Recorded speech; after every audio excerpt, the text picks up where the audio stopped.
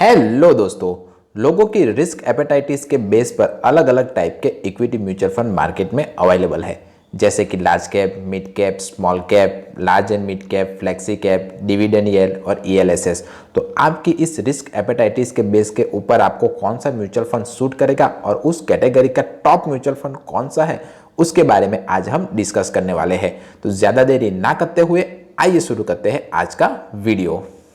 तो सबसे पहले हम लार्ज कैप म्यूचुअल फंड की तरफ जाते हैं। अब जिसे नहीं पता कि लार्ज कैप म्यूचुअल फंड किसे कहते हैं, तो जो एसेट मैनेजमेंट कंपनियां होती है वो इन्वेस्टरों के पैसे को टॉप 100 कंपनियां जो शेयर मार्केट की होती है उन्हीं में ये निवेश करता है। अब टॉप 100 कंपनियों में निवेश करने के कारण ये म्यूचुअल फंड कम रिस्की म्यूचुअल फंड माना जाता है comparatively small cap, mid cap और फ्लेक्सी कैप म्यूचुअल फंड की तुलना में। तो लार्ज कैप कैटेगरी का सबसे अच्छा और टॉप परफॉर्मिंग म्यूचुअल फंड है निप्पॉन इंडिया का लार्ज कैप फंड, जिसके रिटर्न्स की बात करें तो इस म्यूचुअल फंड ने एक साल में 33.4% का, 3 साल में 22.4% का, 5 साल में 20.8% का और ऑल ओवर 17.2% का रिटर्न्स अपने इन्वेस्टरों को लाकर दिया हुआ है। इसने अपने कैटेगरी एवरेज के बेंचमार्क को भी हर बार बीट किया हुआ है और जो म्यूचुअल फंड अपने कैटेगरी एवरेज के बेंचमार्क को बीट करता है वो मेरे हिसाब से तो एक अच्छा म्यूचुअल फंड माना जाता है। इसकी कुछ बेसिक डिटेल्स के बारे में जाने तो NAV इसकी 97 रुपीज़ के आसपास है। NAV यानी कि नेट एसेट वैल्यू, जिसकी वैल्यू हर दिन चेंज होती रहती है। मान लीजिए कि आपने किसी म्यूचुअल फंड में 1000 रुपीज़ निवेश किए, तो 1000 डिवाइडेड बाय अगर आप NAV करोगे तो जो भी अमाउंट आपको मिलेगी उतने के यूनिट्स आपको अलॉट होंगे। मार्केट अच्छा रहा तो आपको कम यूनिट अलॉट होंगे और अगर मार्केट बुरा रहा तो आपको ज़्यादा यूनिट अलॉट होंगे। इसीलिए मैं आपको चीख चीख कर बताता रहता हूं हर बार कि जब कभी भी किसी भी म्यूचुअल फंड में निवेश करते हो तो लॉन्ग टर्म के लिए कीजिए, तभी कंपाउंडिंग इंटरेस्ट का इफेक्ट आपको अपने निवेश के मनी पर देखने को मिलेगा। रेटिंग इसकी 5 स्टार है। मिनिमम SIP आप 100 रुपीज़ या लमसम अमाउंट 5000 से स्टार्ट कर सकते हैं। और कुछ बेसिक डिटेल्स के बारे में जाने तो इस म्यूचुअल फंड का एक्सपेंस रेशियो 0.67% है, यानी कि जो एसेट मैनेजमेंट कंपनियां होती है वो हमारे पैसे को मैनेज करने के लिए हम ही से कुछ फीस चार्ज करती है और उसी फीस को वो एक्सपेंस रेशियो के तौर पर बताती है। तो इसका एक्सपेंस रेशियो 0.67% है और एग्जिट लोड 1% है। अगर आपने 7 दिन से पहले अपने निवेश किए पैसे को निकाल लिया तो आपको 1% का एग्जिट लोड चार्ज देना पड़ेगा। जो लोग कम रिस्क लेना चाहते हो और इक्विटी मार्केट में निवेश करना चाहते हो उन लोगों के लिए लार्ज कैप म्यूचुअल फंड अच्छा ऑप्शन रहेगा मेरे हिसाब से। अब आ रहते हैं मिड कैप म्यूचुअल फंड के बारे में। तो मिड कैप म्यूचुअल फंड जो शेयर मार्केट में 101 से लेके 250 के बीच में जो कंपनियां आती है उनमें इन्वेस्टरों के पैसे को निवेश करता है। अब जो मिड कैप कैटेगरी का जो टॉप का फंड है वो है मोतीलाल ओसवाल का मिड कैप फंड, जिसके रिटर्न्स की बात करें तो इस म्यूचुअल फंड ने एक साल में 62.3% का, 3 साल में 36.4% का, 5 साल में 33.8% का और ऑल ओवर 26.2% का रिटर्न्स अपने इन्वेस्टरों को लाकर दिया हुआ है। इसने भी अपने कैटेगरी एवरेज के रिटर्न्स के बेंचमार्क को हर बार बीट किया हुआ है। बेसिक डिटेल्स की बात करें तो NAV इसकी 121 रुपीज़ के आसपास है। मिनिमम SIP आप 500 रुपीज़ से स्टार्ट कर सकते हो या लमसम अमाउंट आप 5000 से स्टार्ट कर सकते हो। इस म्यूचुअल फंड का एक्सपेंस रेशियो 0.57% है और एग्जिट लोड 1% है। अगर आपने एक साल से पहले अपने निवेश किए पैसे को निकाल लिया तो आपको 1% का एग्जिट लोड चार्ज देना पड़ेगा। अब ये म्यूचुअल फंड उन लोगों के लिए सूटेबल रहेगा जो लार्ज कैप में निवेश नहीं करना चाहते प्लस स्मॉल कैप में भी निवेश नहीं करना चाहते हैं। उन लोगों के लिए ये म्यूचुअल फंड एक अच्छा ऑप्शन रहेगा। अब बात कर लेते हैं स्मॉल कैप म्यूचुअल फंड के बारे में। स्मॉल कैप यानी कि जो शेयर मार्केट में 250 के बाद की जो नई और इमर्जिंग कंपनियां होती है उनमें ये इन्वेस्टरों के पैसे को निवेश करता है। अब नई और इमर्जिंग कंपनियां होने के कारण ये म्यूचुअल फंड काफ़ी ज़्यादा रिस्की म्यूचुअल फंड माना जाता है। अगर आपकी रिस्क एपेटाइटिक हाई हो तभी इस तरह के म्यूचुअल फंड में निवेश करने के बारे में सोचिएगा।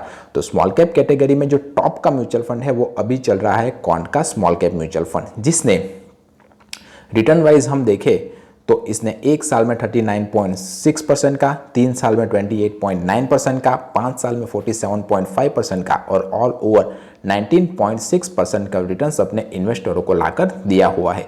बेसिक डिटेल्स की बात करें तो इसकी NAV 287 रुपीज़ है। मिनिमम SIP आप 1000 रुपीज़ या लमसम अमाउंट 5000 से स्टार्ट कर सकते हो और इसकी और कुछ बेसिक डिटेल्स के बारे में जाने तो इसका एक्सपांस रेशियो 0.63% है और एग्जिट लोड 1% है। जो लोगों की रिस्क एपेटाइट हाई है और रिस्क लेना चाहते हो उन लोगों के लिए ये म्यूचुअल फंड एक अच्छा ऑप्शन रहेगा। अब large and mid cap category का म्यूचुअल फंड के बारे में हम देख लेते हैं। जो लोग लार्ज एंड मिड कैप यानी कि थोड़ा बहुत रिस्क लेना चाहते हैं प्लस लार्ज कैप कैटेगरी में भी इन्वेस्ट करना चाहते हो उन लोगों के लिए ये म्यूचुअल फंड अच्छा म्यूचुअल फंड ऑप्शन रहेगा। तो large and mid cap category का जो टॉप का म्यूचुअल फंड है वो है मोतीलाल ओसवाल का large and mid cap category का म्यूचुअल फंड, जिसके रिटर्न्स की रैंकिंग की बात करें तो इसने 1 साल में 51.7% का, 3 साल में 27.3% का, 5 साल में 27.5% का और ऑल ओवर 28.2% का रिटर्न्स अपने इन्वेस्टरों को लाकर दिया हुआ है। इसने अपने कैटेगरी एवरेज के बेंचमार्क को बीट किया हुआ है। इसकी NAV 35.70 रुपीज़ के आसपास है। मिनिमम SIP आप 500 रुपीज़ या लमसम अमाउंट 5000 से स्टार्ट कर सकते हो और इसका एक्सपांस रेशियो 0.51% है, एग्जिट लोड भी 1% है। तो जो लोग large and mid cap category के स्टॉक में निवेश करना चाहते हो उन लोगों के लिए ये म्यूचुअल फंड एक अच्छा ऑप्शन रहेगा। अब बात करते हैं फ्लेक्सी कैप म्यूचुअल फंड के बारे में, जहां पर इन्वेस्टरों के पास आज़ादी होती है कि वो जहां चाहे वहां इन्वेस्टर के पैसे को निवेश करके ज़्यादा से ज़्यादा रिटर्न्स लाकर दे। तो इस कैटेगरी में फ्लेक्सी कैप कैटेगरी में जो टॉप का फ्लेक्सी कैप म्यूचुअल फंड है वो JM फ्लेक्सी कैप फंड है। इसके रिटर्न्स की बात करें तो इसने 1 साल में 45.9% का, 3 साल में 28.2% का, 5 साल में 25.5% का और ऑल ओवर 19.5% का रिटर्न्स अपने इन्वेस्टरों को लाकर दिया हुआ है। दूसरी बात, इसकी NAV 116 रुपये और 11 पैसे के आसपास है। मिनिमम SIP आप 100 रुपीज़ या लमसम अमाउंट 5000 से स्टार्ट कर सकते हो। और अगर एक्सपांस रेशियो की बात करें तो इसका एक्सपांस रेशियो 0.45% है और एग्जिट लोड 1% है। अब एक बात आप ध्यान रखिएगा, ये इक्विटी म्यूचुअल फंड है यानी कि ये इन्वेस्टरों के पैसे को शेयर मार्केट में निवेश करते हैं। इसकी कोई गारंटी नहीं है कि ये म्यूचुअल फंड आने वाले सालों में भी ऐसे रिटर्न्स लाकर आपको दे।